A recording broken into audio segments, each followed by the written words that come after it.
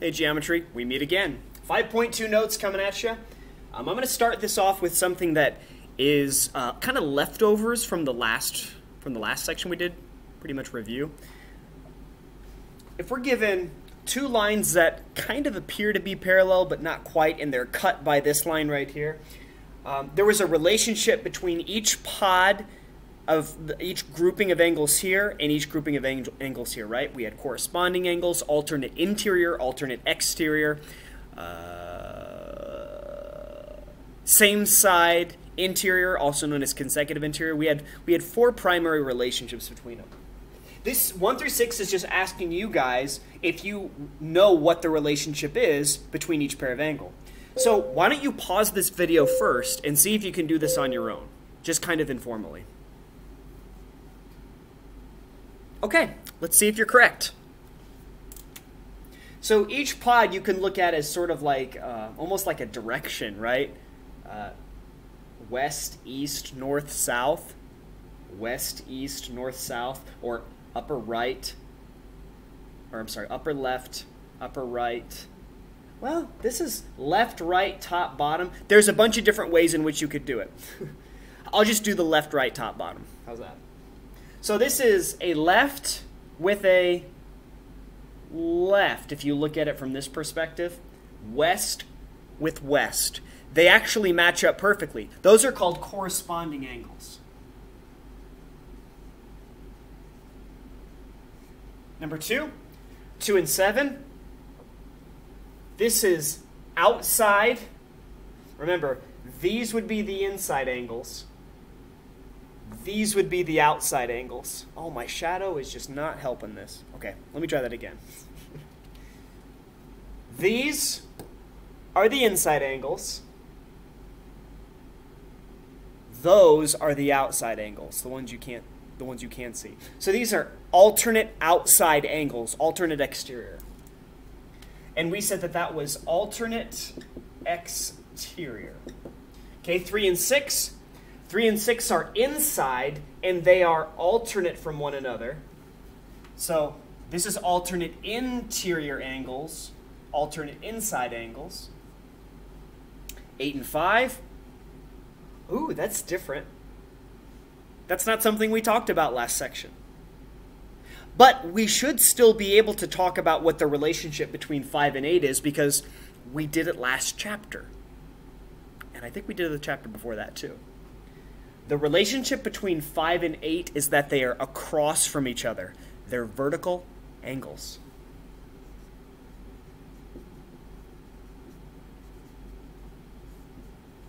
All right, so it kind of threw a wrench in there.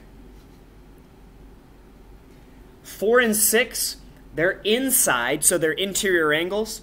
You'd call them consecutive interior because they are consecutively on the right part of that.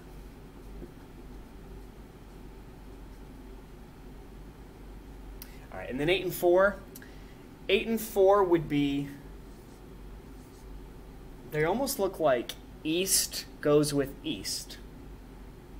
They're corresponding.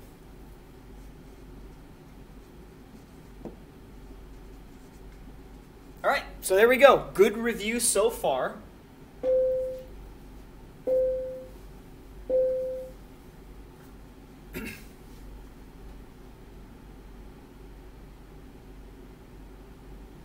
And then 7 through 10 is asking for postulates and theorem that justifies his statement. So I really haven't formally gone through the whole procedure of what is a postulate, what is a theorem.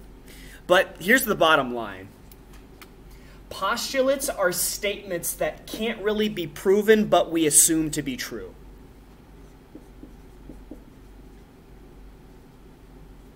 Postulates are statements that we assume to be true,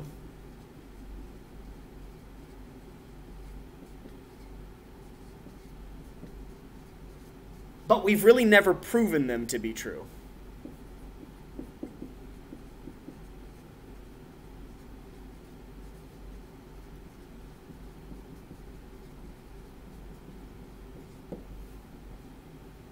Now, a theorem is one that we can prove. Okay, so that's the only difference between a theorem and a postulate. Postulates, we assume they're true, but we can't prove it, or we haven't proven it yet. Theorems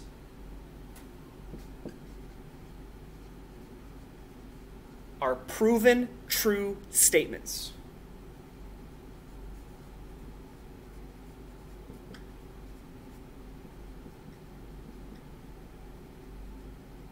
And this is the point at which you would want to go into Google Classroom and open up this document and have it side by side.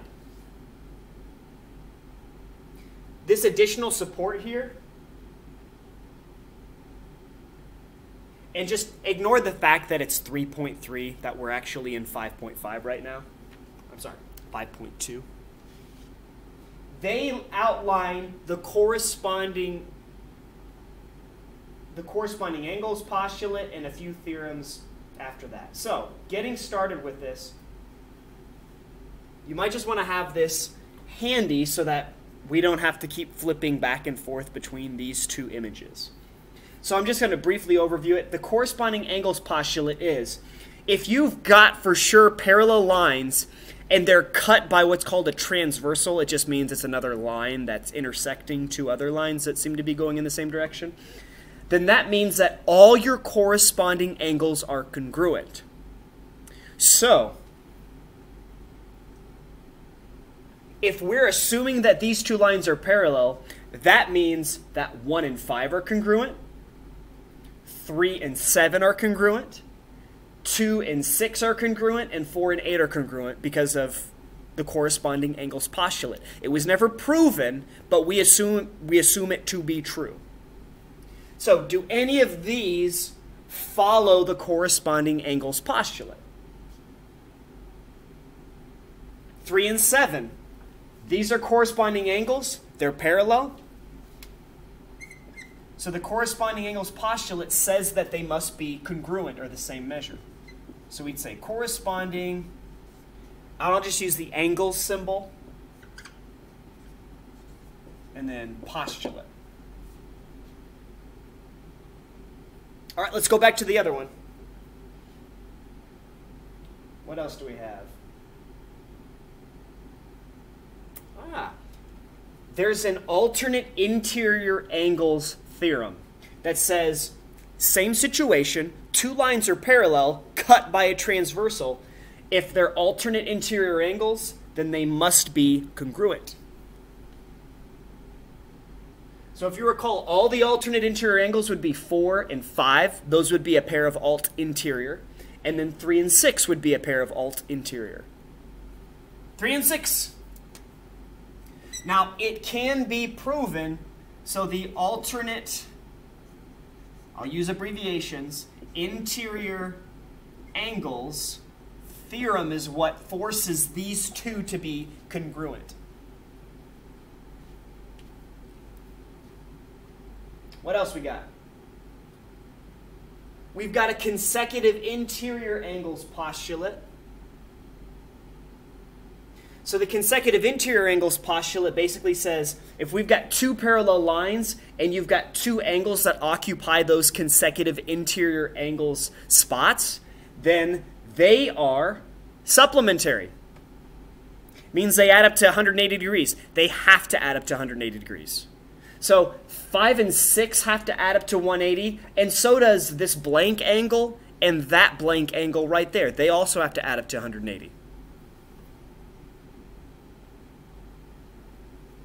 So when we see this, it's like, hey, 3 plus 5 is 180. Angle 4 plus angle 6 is also 180. So number 10, right here, would be, what do they call it? The consecutive interior angles theorem? Yes, consecutive interior angles theorem. So consecutive interior angles theorem. All right. Do we have any more of these? Yeah, we got one at the bottom here. Alternate exterior angles theorem. If you got two parallel lines and we're talking about the alternate exterior angles in that model with the two little four number pods here, the 7 and 8 are alternate exterior. They have to be congruent because of this theorem right here. So that means that angle 2 and angle 7 must be congruent because of the parallel nature of the two lines. And then 1 and 8 are also congruent because of the alternate exterior angles. 2 and 7, congruent because of alternate exterior angles theorem. So this is great so far because in 5.1, you learned all of these things already. You just learned to identify them in a certain way. Now we're applying, okay, I know all the different categories for these things, and now I know that they're congruent because of the parallel lines theorems that we've been given. So let's dig into number 11 and beyond.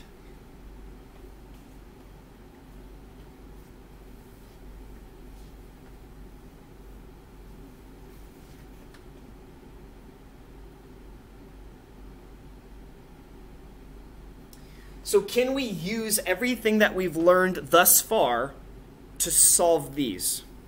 I guess that's the question we'll have to answer right here. We know that this is 70 degrees. If we know that this angle is 70, we should be able to solve for x. Why? Because anytime a straight line is cut by something, that these two angles have to add up to 180 degrees. This isn't something I talked about previously on this worksheet, on these notes. This is just, we learned this a while ago, and you're supposed to keep retaining that knowledge. So 70 plus x is 180. So all you got to do is take 180 away, or take 180 minus 70, and you get x. Awesome. 180 minus 70 is 110. Therefore, this would be 110 degrees. I'll just put it off to the side. Can you guys see that? Barely. So it's like this is 110. Also, this is 70 because it's across from or vertical to the 70-degree angle right here. Furthermore, these two are vertical angles, so you know that this is true. What's the measure of y got to be? Well, think about relationships. Angle y and angle 110 are alternate interior angles. And because of these little tick marks right here, those little arrowheads, that means that the two lines are parallel to one another. So we can use the alternate interior angles postulate or theorem to say that they're the same. So y also equals 110. That's not the only one. Think about this. X and y are corresponding angles. The corresponding angles postulate forces these two to be the same. So you had two options there.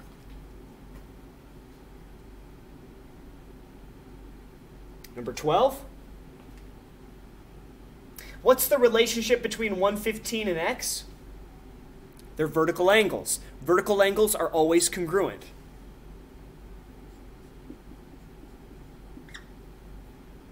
What's the relationship between 115 and y? Well, they're alternate exterior angles. Or you could say that these two are corresponding parts.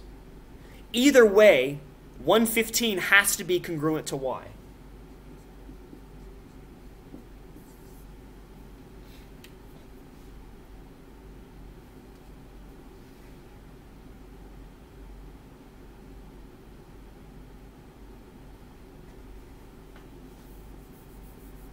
Number 13, this little box just means it's 90 degrees. And since these are parallel, you know that this has got to be a box. That's got to be 90 degrees. And if that's 90 degrees, then these two together need to add up to 180. 90 plus 90 is 180. Right, so 90-degree angles are back to back.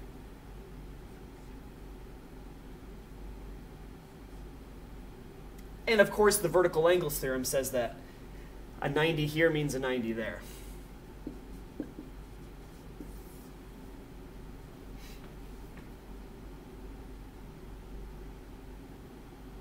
All right, what I want you to do now is pause the video and try 14, 15, and 16 on your own. I'll put the answers up here, and we'll see where we're at.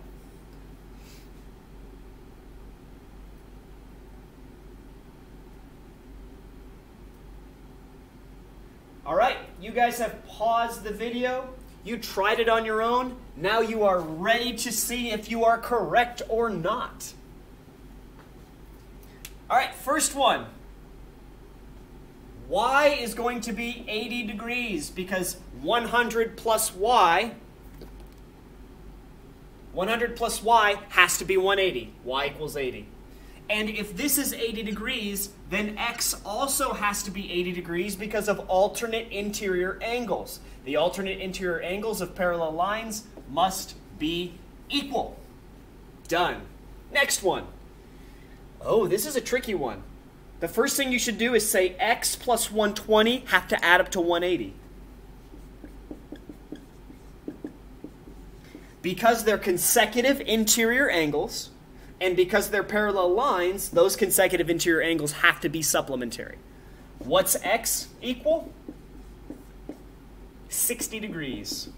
So if x is 60, and it's across from y, then that means that because of the vertical angles theorem, that y is equal to 60 degrees too. All right, last one. 130 degrees and x are supplementary, which means they add up to 180. So 180 minus 130 will give us x. 50 plus 130 equals 180. So if x is now 50 degrees, the relationship between the x and the y is that they're alternate exterior angles. 50 and y are the same thing. Awesome. Okay. So now the last part of these notes is, can you solve like slightly more challenging equations beyond that? What I mean by that is, let's say you don't just get an x or a y, but you actually get a variable expression like you see over here. Well, if you're pretty comfy with setting up the equation, it shouldn't be a big deal. So what's the relationship between this angle here and that angle there? Well, they're alternate interior angles. So because of AIA, the 2x minus 10 must be forced equal to the 80-degree angle. And then solve.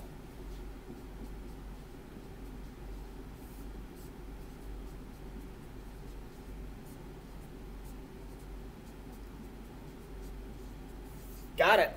X equals 45. B? B. That's an 18. Wow. You've got these two angles. What is their relationship?